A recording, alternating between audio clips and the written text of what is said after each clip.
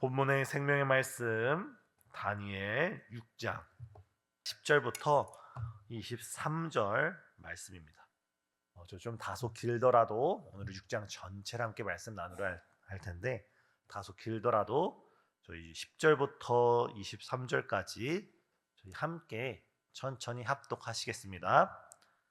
다니엘이 이 조서에 왕의 도장이 찍힌 것을 알고도 자기 집에 돌아가서는 윗방에 올라가 예루살렘을 향한 창문을 열고 전에 하던 대로 하루 3번씩 무릎을 꿇고 기도하며 그의 하나님께 감사하였더라.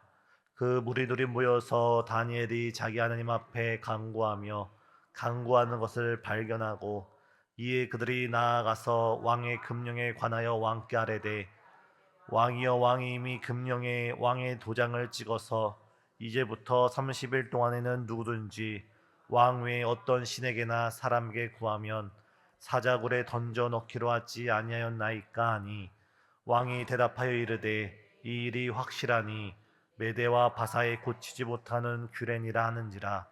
그들이 왕 앞에서 말하여 이르되 왕이여, 사로잡혀 온 유다 자손 중에 다니엘이 왕과 왕의 도장에 찍힌 금령을 존중하지 아니하고 하루 3번씩 기도하나이다 하니 왕이 이 말을 듣고 그로 말미암아 심히 근심하여 다니엘을 구원하려고 마음을 쓰며 그를 건져내려고 힘을 다하다가 해가 질 때에 이르렀더라.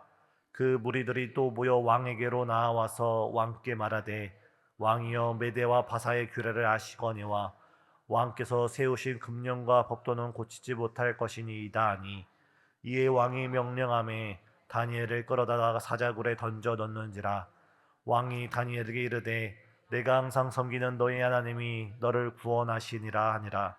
이에 돌을 굴려다가 굴 어귀를 막음에 왕이 그의 도장과 귀족들의 도장으로 봉하였으니 이는 다니엘에 대한 조치를 고치지 못하게 하려 함이었더라. 왕이 궁에 돌아가서는 밤이 새도록 금식하고 그 앞에 오락을 그치고 잠자기를 마다하니라. 이튿날에 왕이 새벽에 일어나 급히 사자굴로 가서 다니엘이 든 굴에 가까이 이르러서 슬피 소리질러 다니엘에게 묻되 살아계시는 하나님의 종 다니엘아, 내가 항상 섬기는 내 하나님이 사자들에게서 능히 너를 구원하셨느냐 아니라.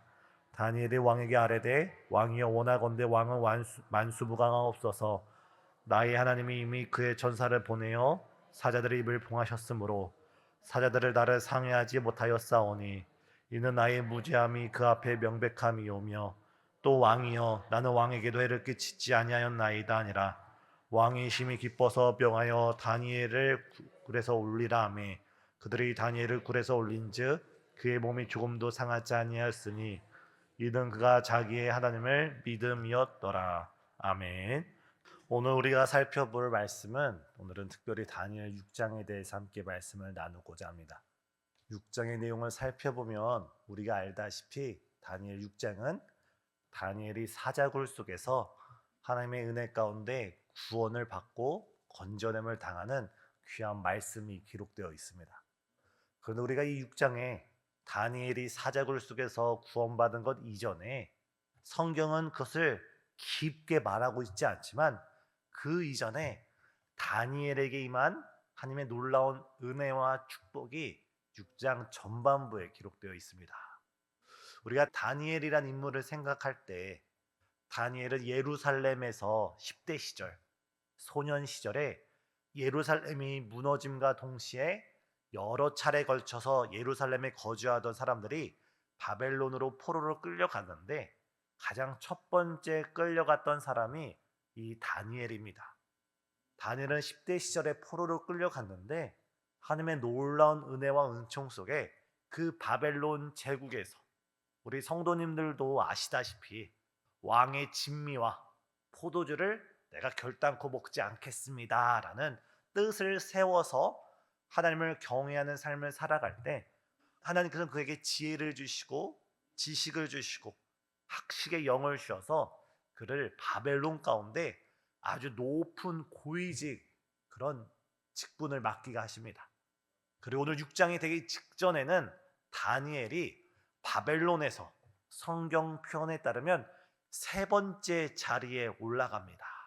학자들은 이 첫 번째를 상징적이라는 것을 보고 두 번째가 바벨론 왕, 세 번째가 다니엘이라고 해서 실질적으로 바벨론 제국의 2인자였다고 말하기도 합니다.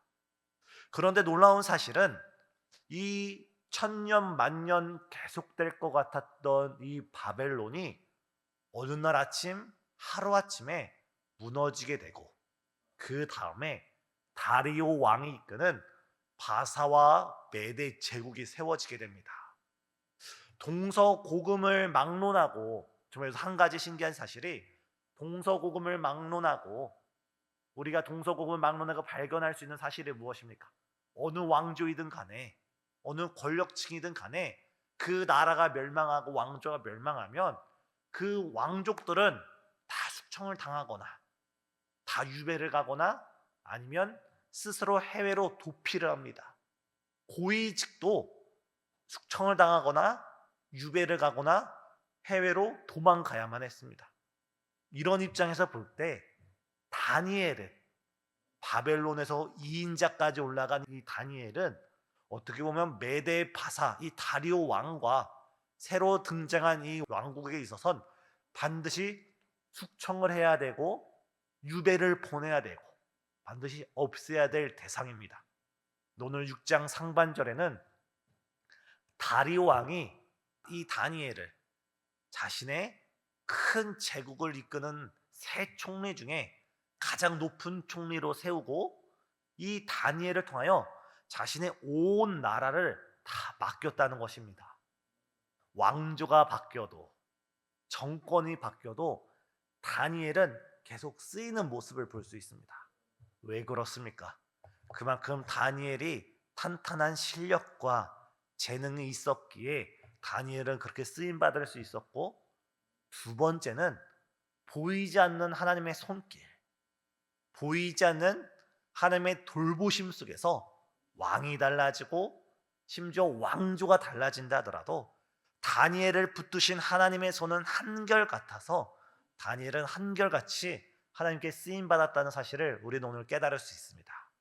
저는 우리 교회에서 자라나는 우리 교육위원회 어린 학생들이, 영아부부터 시작해서 우리 청년부들이 정말 이 시대의 다니엘이 돼서 정말 꼭 필요한 사람, 정말 나라가 달라지고 정권이 달라지고 사람들은 달라져도 그 사람은 꼭 필요한 사람이야.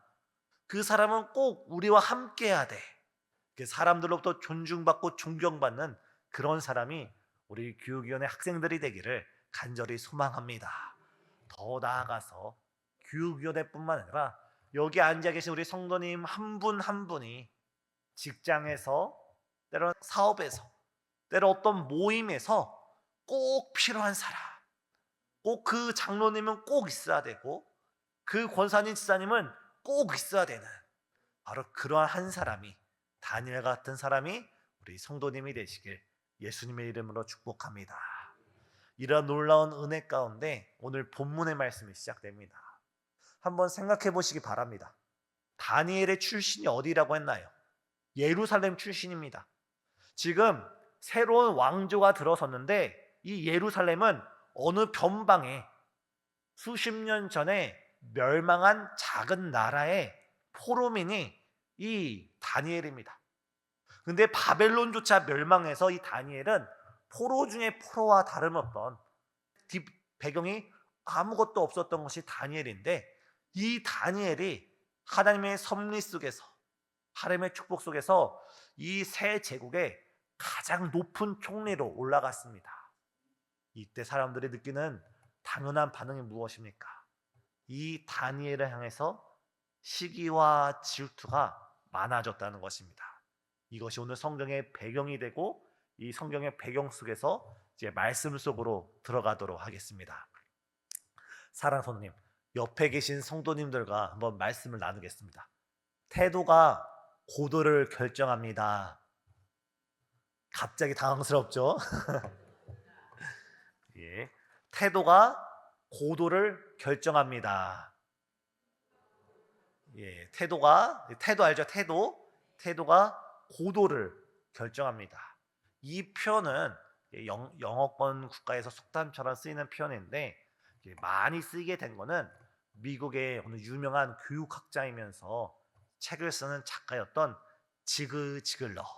제가 외울 때 김치찌개가 지글지글 찍는다고 해가지고 지글지글러가 쓴 표현인데, 어떠한 사람들을 연구할 때 그 사람의 실력과 그 사람의 능력과 그 사람의 배경이 그 사람의 가치를 결정하는 것이 아니라 그 사람이 어떤 마음가짐과 태도로 살아가는지에 따라서 그 사람의 가치가 결정된다는 것을 한 문장으로 태도가 인생의 고도를 결정한다, 이런 표현을 사용했습니다. 오늘 우리는 다니엘에게 있어서 다니엘의 태도, 다니엘의 충성스러운 태도, 다니엘의 하나님을 향하는 그 태도 두 가지를 살펴보면서 오늘 우리도 다니엘처럼 하나님을 향한 신실한 태도를 가지는 복된 성도가 되시길 예수님의 이름으로 축복합니다. 첫 번째, 다니엘은 하나님을 향한 충성된 마음을 가지고 있었습니다.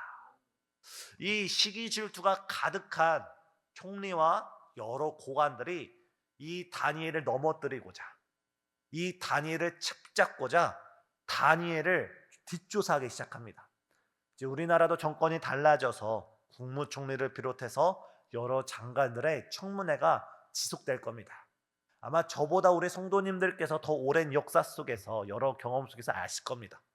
평상시는 우리가 잘 몰라서 저 사람은 참 존경스러운 인물일 거야, 저 사람은 참 선한 인상을 가졌어 라고 표현하는 사람도 청문회 자리에 딱 나와 보면 그 사람의 소시적부터 오늘날의 일까지 모든 자료가 다각도로 검증을 받다 보면은 때로는 사람들이 실망하게 되고, 때로는 사람들이 저 사람은 안 되겠어 해서 총리로 지명됐다가 낙마하기도 하고 장관으로 지명됐다가 낙마하기도 하는 경우를 종종 보시죠. 그것처럼 여러 사람들이 이 다니엘을 끌어내리고자 다니엘을 철저하게 뒷조사하기 시작합니다. 그런데 오늘 말씀은 어떻게 기록되어 있습니까? 오늘 말씀을 보면 6장 상반절 말씀을 보면 총리들과 고관들이 여러 방면으로 다니엘의 뒷조사를 했는데 어떠한 허물도 어떠한 비리도 발견되지 않았습니다. 성경은 이를 이렇게 고백합니다. 다니엘이 충성스럽기 때문이다. 오늘 성경책 6장, 못 믿으면 읽어드리겠습니다.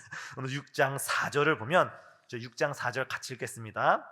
이에 총리들과 고관들이 국사에 대하여 다니엘을 고발할 근거를 찾고자 하였으나 아무 근거, 아무 허물도 찾지 못하였으니 그가 충성되어 아무 그릇됨도 없고 아무 허물도 없음이었더라. 다니엘이 충성했다는 것입니다. 자신의 총리라는 직분에 충성하여서 그 어떠한 허물과 비리도 만들지 않았다는 것입니다.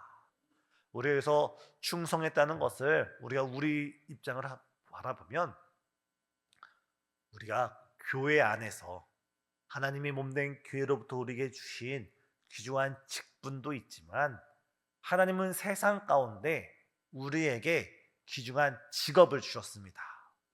우리가 교회에서 목사, 장로, 안수지사님, 권사지사님 이 직분만 우리의 소명이 아니라 우리가 직장에서, 우리가 회사에서, 우리가 가정에서 아버지와 어머니로서, 남편과 아내로서, 때론 직장인으로서 우리가 세상에서 가지고 있는 우리의 직업도 하나님이 우리에게 맡겨주신 거룩한 소명인 줄 믿으시길 바랍니다. 종교개혁 시기에 루터가 소명론, 직업 소명론이란 책을 쓰면서 한 말이 교회에서의 봉사만 소명이 아니라 우리가 사회에 나가서 우리가 하루하루 살아가는 그 모든 직장과 직업이 하나님이 우리를 부르신 다 소명이다, 이렇게 책을 썼습니다. 다시 말해서 군인은 군인으로서 나를 군인으로 세워주신 하나님을 바라보며 그 일에 충실해야 되고, 은행원은 은행원으로서 하나님이 나를 불러주신 그 자리에서 충성을 다해야 되고, 경찰은 경찰대로, 소방관은 소방관대로, 때로는 어떤 예를 들까요? 주방에서 설거지하는 어머니는 어머니, 요즘은 꼭 어머니만 설거지하진 않습니다.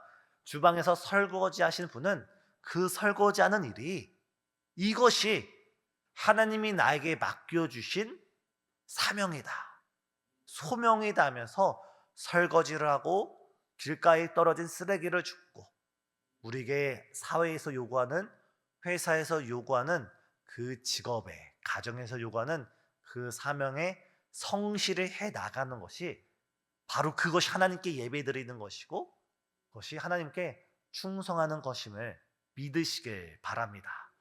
다니엘은 그런 마음 가운데 자신의 총리지만 이 엄청난 대륙을, 이 대국을 다스리는 총리지만 하나님 앞에서 충성되이 섬기기에 어떠한 비리도, 어떠한 허물도, 어떠한 비자금도 만들지 않고 하나님 앞에서 신실하게 섬겨간 모습을 우리는 볼 수가 있습니다.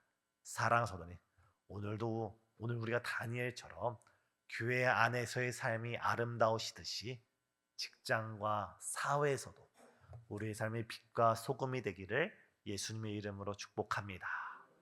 충성된 사자는 예수님이 어떻다 했습니까?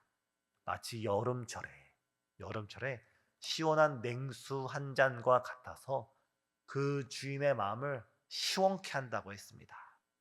우리를 부르신 그 자리에서 우리가 땀을 흘리고 성실히 일하는 것이 바로 하나님 보시기에 그 삶이 하나님의 마음을 시원케 하는 바로 헌신의 모습인 것입니다.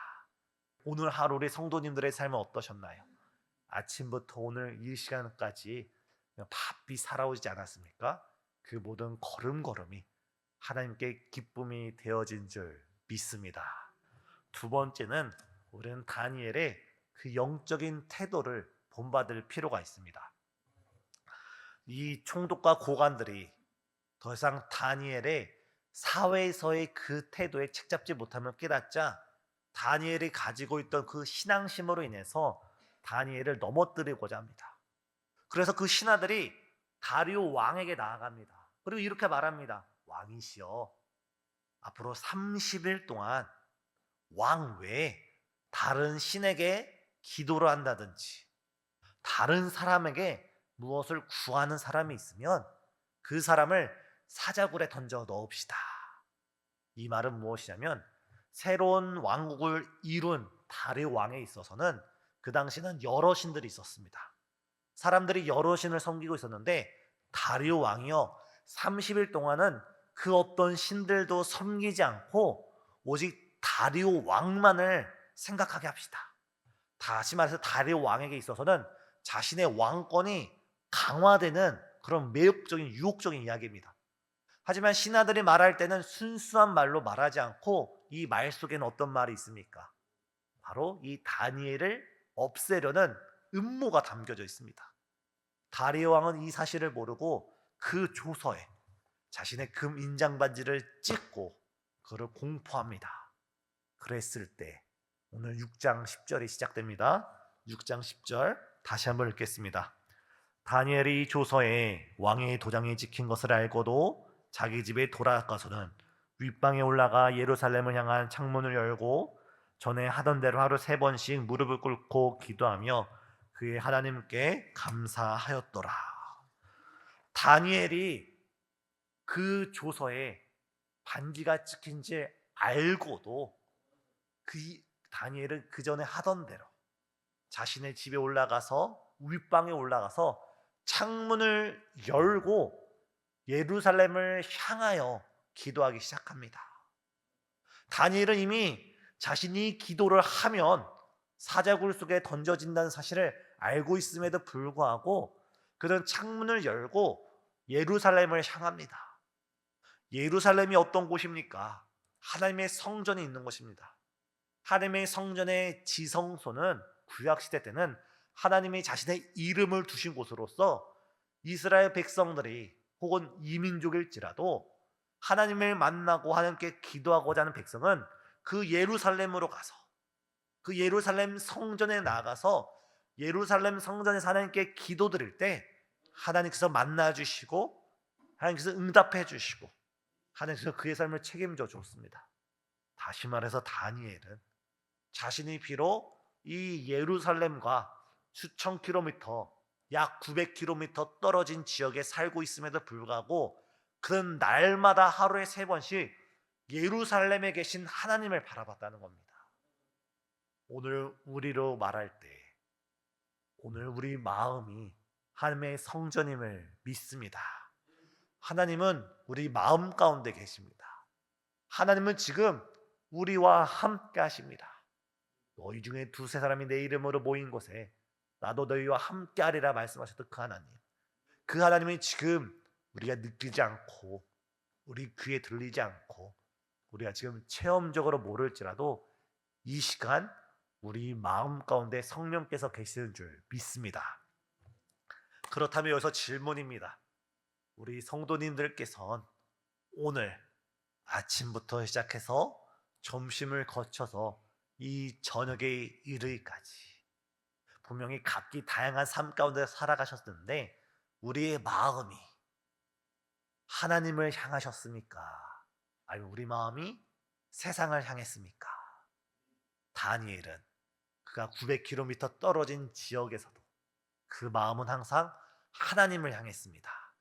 우리의 삶도 아침이든 점심이든 저녁이든 우리가 무슨 일을 하는지가 중요한 것이 아니라 우리의 마음이 하나님을 향하고 예수님을 향하고 주의 사랑을 향하는 저와 우리 성도님 되시길 예수님의 이름으로 축복합니다. 더 나아가서 고대 유대인들은 집을 지을 때 현관문을 예루살렘 성전을 향하여 냈다고 합니다. 우리나라는 옛날에 집을 어떻게 냈습니까? 배산임수 가운데 남문을 내거나 그러면 동남향 쪽으로 집을 대개 내지 않았습니까? 근데 예루살렘 유대인들은 예전, 지금 말고 옛날 유대인들은 예루살렘 성전이 딱 있으면 북쪽에 사는 사람들은 남쪽으로 문을 내고 남쪽에 사는 사람들은 북쪽으로 현관문을 내고 동쪽에 사는 사람들은 서쪽을 향해서 서쪽에 사는 사람들은 동쪽을 향해 현관문을 내서 그들이 집문을 탁 열고 나갈 때 예루살렘 성전이 보이는 쪽으로 현관문을 냈다는 겁니다. 바로 그만큼 그들은 하나님을 향하여 그들의 삶의 중심이 하나님을 향해 있었다는 것입니다. 오늘 우리가 그렇다고 우리의 현관문의 위치를 리모델링하는 게 아니라 우리의 삶에 우리의 마음에 리모델링을 해서 우리의 마음이 늘 하나님을 향하는 우리 성도님 되시길 바랍니다. 나를 가까이 하는 자를 주께서 가까이 하여 주신다고 했고 나를 간절히 찾는 자를 만나 주신다 했습니다. 우리가 교회에 나와서 예배드리는 거 아주 소중하지만 삶의 현장에서 우리의 마음이 늘 하나님을 향할 때 우리의 삶의 현장에서 주님이 우리를 찾아와 주실 줄 믿습니다. 이게 다니엘의 두 번째입니다. 그리고 두 번째 다니엘의 모습을 보면 그는 전에 하던 대로 10절에 보면 전에 하던 대로 하나님께 기도를 합니다. 다시 말해서 기도가 습관화되어 있었다는 것입니다. 예수님께서 이른 아침, 늦은 저녁 한적한 곳에 나가셔서 기도했던 것처럼 다니엘도 이 기도의 습관이 있었다는 것입니다. 우리가 새벽 기도를 습관화하고 우리가 개인의 기도를 습관해야 할 때 바로 이 개인의 기도의 습관을 통해서 주님께서 우리를 만나 주실 줄 믿습니다. 이때 내용을 건너뛰어서 이 다니엘이 제 생각에는 기도가 본질이니까 2층에 올라가서 창문을 열지 않고 창문을 닫아놓고 골방에서 기도했으면 이런 문제가 안 생겼을 텐데 다니엘은 신학에 타협이 없어서 창문을 활짝 열어놓고 저 멀리 보이지 않는 예루살렘 쪽을 향해서 하나님을 향해서 기도하는 그 순수한 신앙이 있었는데 그로 인해서 이제 다니엘이 오늘 14절 16절을 보면은 이제 사자굴 속에 던져지게 됐습니다. 그때 다리 왕이 어떻게 말합니까? 저희 14절 다시 한번 읽겠습니다. 왕이 이 말을 듣고 그로 말미암아 심히 근심하여 다니엘을 구원하려고 마음을 쓰며 그를 건져내려고 힘을 다하다가 해가 질 때에 이르렀더라. 신하들이 다니엘이 하나님께 기도한 것을 고발하자 왕이 그 말을 듣고 심히 근심합니다. 심히 근심하면서 자신이 그토록 아끼는 이 다니엘을 자신이 건져내려고, 자신이 사자굴에 던지지 않고 어떻게 구원하려고 왕인 다리오 왕이 다방면에 걸쳐서 연구하고 고민하는데 그 방법이 없는 것입니다. 그럴 때 16절에 다니엘에게 이렇게 말합니다. 바로 왕이 명령해서 다니엘을 사자굴 속에 던져 넣으라 할 때 이것은 안타까움 속에 어쩔 수 없이 말하면서 다니엘에게 이렇게 말합니다. 다니엘에게 이르되 네가 항상 섬기는 너의 하나님이 너를 구원하시리라. 지금 다니엘의 상황이 다리오 왕, 메대와 바사의 그 큰 제국에 하늘에 나는 새도 떨어뜨릴 수 있는 그 다리오 왕조차도 다니엘이 사자굴 속에 던져지는 것을 막지 못하는 안타까움이 있는데, 그 다리오 왕이 다니엘에게 말하기를 네가 섬기는 너의 하나님께서 너를 구원하시리라. 사랑하는 성도님, 지금 우리 가정에 가지고 있는 문제, 지금 나의 인생 가운데 내가 짊어지고 있는 그 문제, 우리 직장과 사업, 우리 자녀들 가운데, 그리고 육신의 질병 가운데 있는 그 모든 문제는 다리오 왕일지라도, 대통령일지라도 해결하지 못합니다. 그 문제를 누가 해결하십니까? 우리가 섬기는 하나님께서 그 문제 가운데 우리를 건져내 주실 줄 믿습니다. 오늘 다리오 왕은 비록 이방인의 왕이었지만 그 왕이 다니엘에 고백하기를 네가 섬기는 너의 하나님께서 너를 구원하실지라. 이에 다리오 왕은 이 고백을 남기고 침상으로 돌아가서 밤이 새도록 금식하면서 오락을 그치고 그가 다니엘을 위해서 기도합니다. 그 다음날 아침 새벽이 됐습니다. 다리오 왕이 아침 일찍 사자굴 속에 달려가서 그 문 앞에서 외칩니다. 다니엘아, 다니엘아, 네가 섬기는 하나님께서 너를 구원하셨느냐? 그럴 때 다니엘이 이렇게 대답합니다. 왕이시여, 왕은 만세무강하시옵소서. 내가 섬기는 나의 하나님께서 천사들을 보내서 사자들의 입을 봉하셨습니다. 사랑하는 성도님, 우리가 하나님 향한 한결같은 신앙과 믿음 생활을 나갈 때 하나님께서 우리의 삶이 사자굴 속에 던져지는 그런 환난을 겪는다 할지라도 미리 천사를 보내서 우리와 함께 하심으로 그 모든 환난으로부터 우리를 보호해 주시고 구원해 주실 줄 믿습니다. 더 나아가 24절을 보면 어떤 내용이 있습니까? 다니엘을 그토록 죽이고자 혈기 왕성했던 총리와 고관들을 다니엘을 사자굴 속에 건져낸 다음에 왕이 이제 그들을 집어넣는 겁니다. 그럴 때 그들이 사자굴 속에 떨어지기 전에 사자들이 달려들어 그들을 모두 다 죽입니다. 바로 대역전승을 하나님께서 허락하십니다. 여전히 오늘도 원수마귀 사단은 우리를 넘어뜨리고자 호심탐탐 우리를 넘어뜨리려 하지만 하나님께서 우리를 승리케 하여 주실 줄 믿습니다. 끝날 때까지 끝난 것이 아니고 인생이 마침표가 찍혀질 때까지 맞춰진 것이 아닙니다. 우리의 삶의 최후 승리를 주님께서 허락하여 주실 줄 믿습니다. 이미 우리가 십자가를 바라볼 때 주님께서 승리하셨습니다. 우리의 승리를 미리 보여주셨습니다. 이미 승리한 싸움, 십자가를 바라보며 승리해 나가는 우리 성도님 되시길 바랍니다. 그럴 때 오늘 6장 제일 마지막 절 28절 다 같이 읽겠습니다. 이 다니엘이 다리오 왕의 시대와 바사 사람 고레스 왕의 시대에 형통하였더라. 아멘. 이 28절은 1절부터 27절까지 어려움을 겪고 난 다음에 다니엘의 삶이 형통했다라는 표현이 아니라 이 다리오 왕의 시대에 다니엘의 삶이 형통했다는 것입니다. 그냥 다시 말해서 모든 정적들이 사라졌기 때문에 그의 삶이 형통했다는 것이 아니라 다니엘이 이 다리오 왕 시대, 때론 여러 사람들로부터 시기와 질투를 당하고 그가 모함을 받아서 사자굴 속에 던져지는 그 어려움을 겪었지만 하나님이 함께 하심으로 그를 건져내심으로 천사를 보내어 지키시고 그를 구원하시고 역전의 은혜를 베푸시는 그 모든 과정 속에서 하나님께서 다니엘을 형통케 하셨다는 것입니다.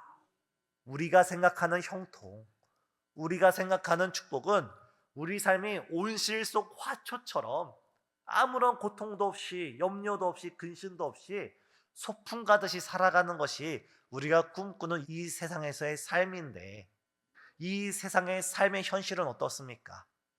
온실 속 화초가 아니라 바람이 불고 비바람이 불고 때로는 모진 모래바람이 불어오는 것이 우리가 살아가는 이 현실입니다. 하지만 다니엘을 형통케 하신 하나님, 다니엘과 함께 하신 하나님, 그를 사자굴 속에서 구원하신 하나님이 우리가 하나님을 향한 충성된 마음을 가질 때, 우리가 하나님을 향한 한결같은 신앙의 모습을 가질 때 우리의 삶도 그 모든 어려움 속에서 형통의 길로 주께서 이끌어 주실 줄 믿습니다. 이 하나님을 오늘 바라보시는 저와 우리 성도님 되시길 예수님의 이름으로 축복합니다. 기도하시겠습니다. 사랑과 은혜가 충만하신 하나님, 우리의 삶이 주님께 충성된 삶이 되게 하여 주시사 우리 주님의 마음을 시원케 하는 냉수 한 그릇 같은 그런 복된 인생 될 수 있도록 역사하여 주시고, 다니엘이 어떠한 환경과 역경 속에서도 하나님을 향한 신앙을 잃지 않은 것처럼 우리 또한 사방으로 우겨쌈을 당할지라도 오직 하나님을 바라는 하나님 중심의 신앙생활을 가질 수 있도록 우리를 축복해 주시옵소서. 지금 우리 주변 가운데, 우리 성도님 가운데 육신의 문제, 가정의 문제, 자녀의 문제, 또한 여러 삶의 어려움 속에 있는 여러 성도들이 있사오니 주께서 그 모든 것 가운데 주의 형통의 은혜를 베풀어 주시옵소서. 예수님의 이름으로 기도드렸나이다. 아멘.